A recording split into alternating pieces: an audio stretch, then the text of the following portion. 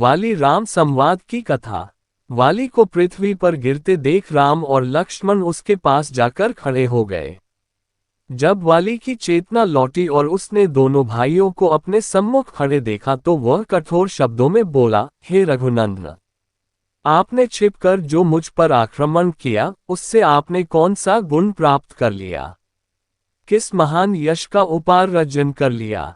यद्यपि तारा ने सुग्रीव की और आपकी मैत्री के विषय में मुझे बताया था, परंतु मैंने आपकी वीरता, शौर्य, पराक्रम, धर्मपरायणता, न्यायशीलता आदि गुणों को ध्यान में रखते हुए उसकी बात नहीं मानी थी और कहा था कि न्यायशील राम कभी अन्याय नहीं करेंगे। आज मुझे ज्ञात हुआ कि आपकी मति मारी गई है। आप दिखावे के लिए धर्म का चोला पहने हुए हैं, वास्तव में आप अधर्मी हैं। आप साधु पुरुष के वेश में एक पापी हैं। मेरा तो आपके साथ कोई बैर भी नहीं है, फिर आपने ये क्षत्रियों को लजाने वाला कार्य क्यों किया? आप नरेश हैं। राजा के गुण साम, दाम, दंड, भेद, दान, क्षमा, सत्य, धैर्य और विक्रम होते हैं। कोई राजा किसी निरपराध को दंड नहीं देता। फिर आपने मेरा वध क्यों किया है? हे राजकुमार, यदि आपने मेरे समक्ष आकर मुझसे युद्ध किया होता तो आप अवश्य ही मेरे हाथों मारे गए होते। जिस उद्देश्य के लिए आप सुग्रीव की सहायता कर रहे हैं, उसी उद्देश्य को यदि आपने मुझसे कहा होता तो मैं एक ही दिन में मिथिलेश कुमारी को ढूंढकर आपके पास ला देता। आपकी पत्नी का अपहरण करने वाले दुरात्मा राक्षस रावण के गले में रस्सी बांधकर आपके समक्ष प्रस्तुत कर देता। आपने अधर्मपूर्वक मेरा वध क्यों किया? वाली के कठोर वचनों को सुनकर रामचंद्र ने कहा, वानर, धर्म, अर्थ, काम और लौकिक सदाचार के विषय तुम्हें ज्ञान ही नहीं है।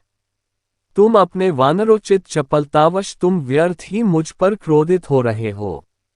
मैंने तुम्हारा वध अकारण या व्यक्तिगत बैरभाव के कारण से नहीं किया है। सौम्य, पर्वतों, वनों और काननों से युक्त संपूर्ण भूमंडल इक्ष्वाकु वंश के राजाओं की है। इस समय धर्मात्मा राजा भरत इस पृथ्वी का पालन कर रहे हैं। उनकी आज्ञा से हम संपूर्ण पृथ्वी में विचरण करते हुए धर्म के प्रचार के लिए साधुओं की रक्षा तथा दुष्टों का दमन कर रहे हैं। तुमने अपने जीवन में काम को ही प्रधानता दिया और राजोचित मार्ग पर स्थिर नहीं रहे। छोटा भाई, पुत्र और शिष्य तीनों पुत्र तुल्य होते हैं।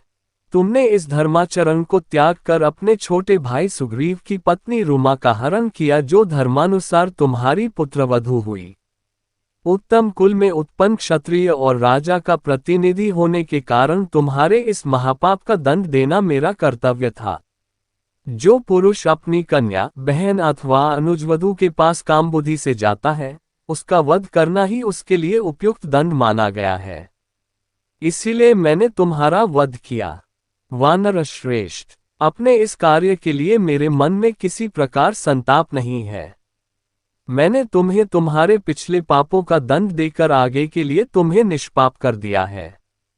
अब तुम निष्पाप होकर स्वर्ग जाओगे। राम का तर्क सुन वाली ने हाथ जोड़कर कहा, हे राघव, आपका कथन सत्य है। मुझे अपनी मृत्यु पर दुख नहीं है। मेरा पुत्र अंगद मुझे अत्यंत प्रिय है और मुझे केवल उसी की चिंता है।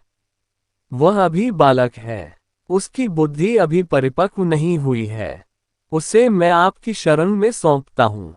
आप इसे सुग्रीव की भांति ही अभय दें, यही आपसे मेरी प्रार्थना है। इतना कहकर वाली चुप हो गया और उसके प्राण पखेरु उड़ गए। इसी भगवान की वीडियो देखने के लिए सब्सक्राइब करें चैनल को और बेल आइकॉन दबाएं।